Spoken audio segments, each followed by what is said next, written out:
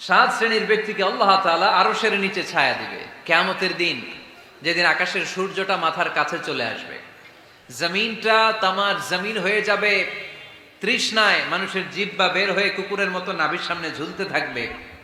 সূর্যের প্রচন্ড কিরণ আর তাপে মাথার মগজগুলো গলে গলে নাকের ছিদ্র আর কানের ছিদ্র দিয়ে ভাতের মাড়ের মতো টপ টপ করে বেয়ে বেয়ে পড়বে। আল্লাহর আরশের ছায়া ছাড়া সেদিন আর কোনো ছায়া থাকবে না। বিষ্ণু বললেন, সাত শ্রেণীর ব্যক্তিকে আল্লাহ তাআলা সেদিন আরশের নিচে ছায়া দিবে। তার মধ্যে থেকে এক শ্রেণীর ব্যক্তি রাজুলুন তাসাদ্দাকা বিসাদাকা ফাআখফাহা, এক শ্রেণীর ব্যক্তি হচ্ছে ওই ব্যক্তি যে গোপনে আল্লাহর জন্য দান করে। হাত্তা লা তা'লামু শিমালুহু মা তুনফিকু ইয়ামিনুহু, এমন গোপনে এসে আল্লাহর রাস্তায় দান করে দেয়, তার ডান হাত কি দান করেছে বাম হাত টের পায় না।